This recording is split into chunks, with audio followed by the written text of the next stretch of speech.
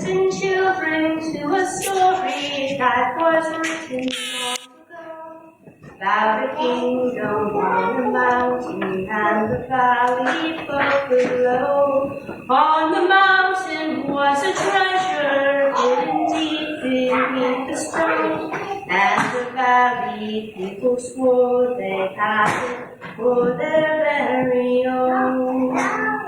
Go ahead and hit your neighbor, go ahead and cheat a friend. Do it in the name of heaven, you can justify it in the end.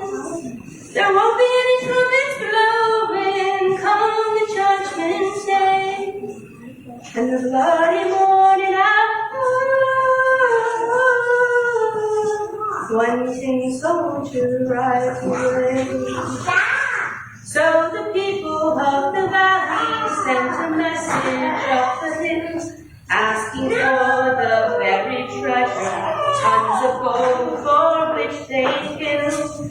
Came the answer from the kingdom, with our brothers we will share all the riches of the mountain, all the treasure buried there. Now the valley cried with anger, mount your horses, draw your sword, and they killed the mountain people, so they won their just reward. Now they stood behind the treasure, on the mountain dark and red, turned the stone and looked beneath it. Peace on earth was all it said. Go ahead and hate your neighbor, go ahead and cheat a friend. Do it in the name of heaven, you can justify it in the end. There won't be any trumpets blowing on the judgment day, on the bloody morning after. One tin soldier rides away. I'm afraid I aged myself with that song. But it's kind of like the scriptures.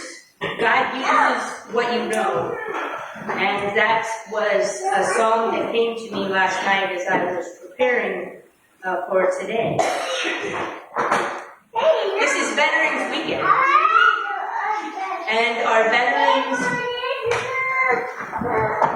Come on in, Elijah.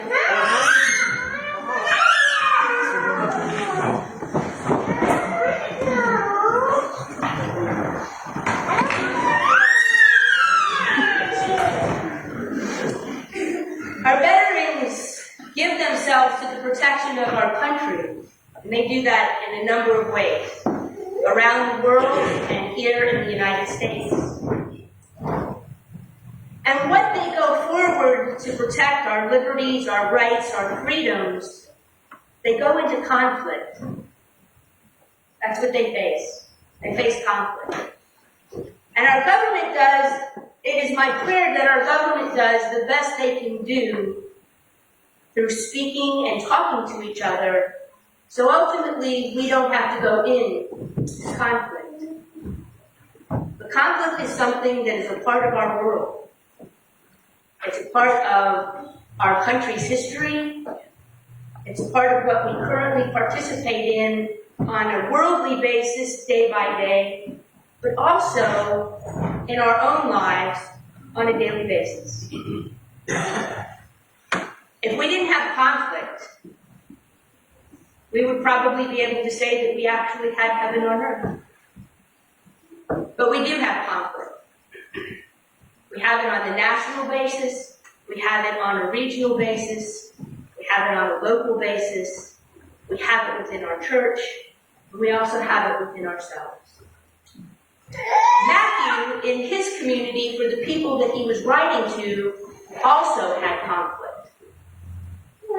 And Matthew made it very clear on how to do conflict resolution. And that was the reading that I read to you this morning. It's Matthew 18, verse 15 to begin with.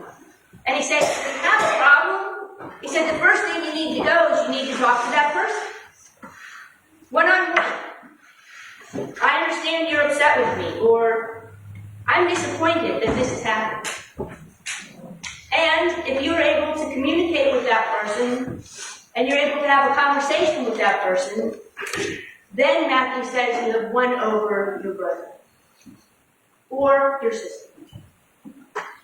And then Matthew says, if you have a conversation with this person and it doesn't go very well, don't give up. Go get a couple of other people from the church and then go speak to that person in hopes that maybe they might be able, in their words or their language or their thoughts, to be able to win over the person so that all can be in relationship. And if that doesn't work, then bring the person before the church in hopes that the love that's in the church and the norms which have been set, have been established within the community, will help that person to see what is the right behavior. That honesty, truthfulness, compassion, empathy are the things that we want to raise up.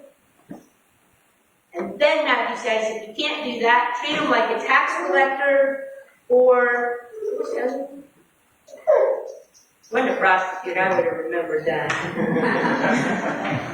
Treat him as a tax collector or, a pagan.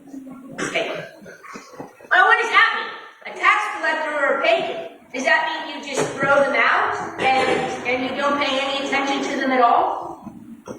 That you've gone through your process, it didn't work, so you just push them off you push them out like you would the fringe people, the people you don't care for, those people that don't have the same ideas as you do?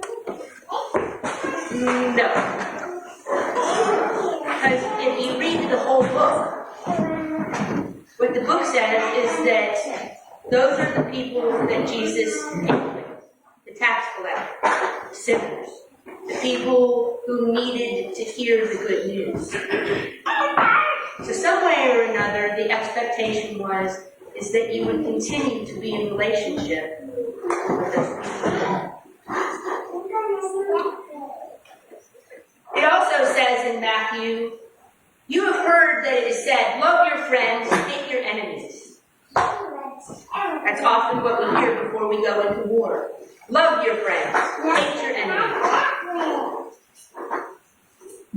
But Jesus says, but now I tell you, love your enemies and pray for those who persecute you, so that you may become a child of your Father in heaven. For he makes his sun to shine on bad and good people alike, and give rain to those who do good and to those who do evil. Why should God reward you if you only love the people who love you? Even the tax collectors, we're going back to the tax collectors again. Even the tax collectors do that. And if you speak only to your friends, have you done anything out of the ordinary? Even the pagans do that. You must be perfect, just as your Father in heaven is. Matthew 5, verses 43. These aren't easy words. But nobody said that being a Christian and walking in the light of Christ was an easy calling. Conflicts are everywhere. And some of us do better at dealing with conflicts than others. Some people in this room do better with conflicts than others. I know some people who will walk a far mile not to have to be in conflict with somebody else. I know other people who will cross the street and get in somebody's face to have a conflict because that's what they're into. Neither one of those are healthy behaviors. Because conflict is a way of life. Conflict says that we have different ideas and we have different opinions.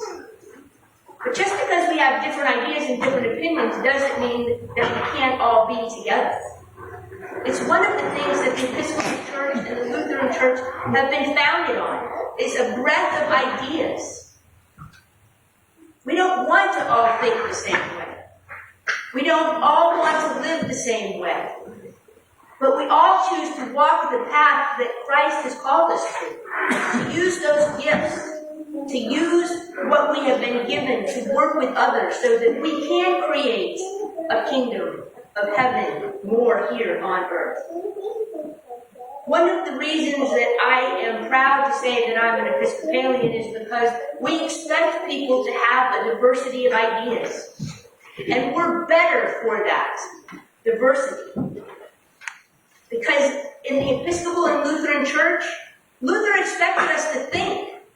He didn't want to be spoon-fed what was coming down the pipe. He said, you have to think on your own. Use your reasoning. Use your logic. Understand what the Scriptures say. We're not all supposed to think alike.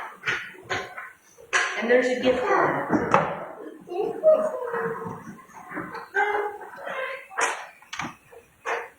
The book of James, along with the book of Matthew, also provides us a number of texts which help us to know how we are to live together. James, the book of James 4, 1 through 12 says, what causes quarrels that causes fights among you? Is it not this, that your passions are at war within you? You desire and do not have, so you murder. You covet and cannot obtain, so you fight and you quarrel. You do not have because you do not ask. You ask and you do not receive because you ask wrongly, to spend it on your passions. You adulterous people, do you not know that friendship with this world is enmity with God? When we think that it's okay to push people to the side, when we think it's okay to cut relationships with people, Jesus says it's not. We all have to figure out how to be able to come to table together. It says in Leviticus, do not take revenge on others or continue to hate them, but love your neighbor as you love yourself. And Jesus took that particular piece of scripture and said that it was the summary of the law. Love the Lord your God with all your heart and all your soul and all your mind, and love your neighbor as yourself. I think one of the things in our current society that we're missing is taking to heart what it means to love ourselves. That seems to be a reflection on how we treat other people. And as a whole, we're not treating people as we should according to what Jesus calls us to do. So it leads me back to the question, how are you loving yourself? Are you kind to yourself? Do you say thank you when someone gives you a compliment, or do you blow them off? Do you feel worthy of the praise that other people give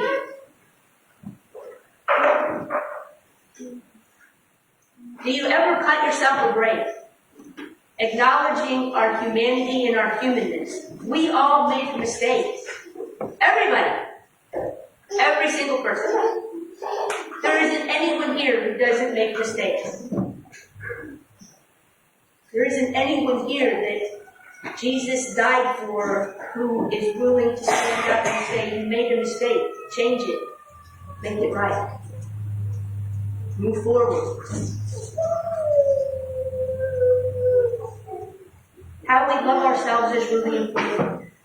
How we care for ourselves. When's the last time you gave yourself a hug? When's the last time you told yourself you're doing a good job? When's the last time you said, you know, it's really stressful right now. Things aren't going the way that they could. But you're putting your best foot forward. And that's all that anyone can ask. Ultimately, what we're all looking for is what the people on the mountain had. What we're all ultimately looking for is peace within ourselves, peace within our families, peace within our church family, peace within our community, and ultimately, peace within the world. The only way we're going to be able to achieve peace is by looking at the conflict within us, looking at the conflict within our families, looking at the conflict within our church, looking at the conflicts within our community, and deciding that together we can make changes so that we have the opportunity to truly live in peace. Amen. Amen.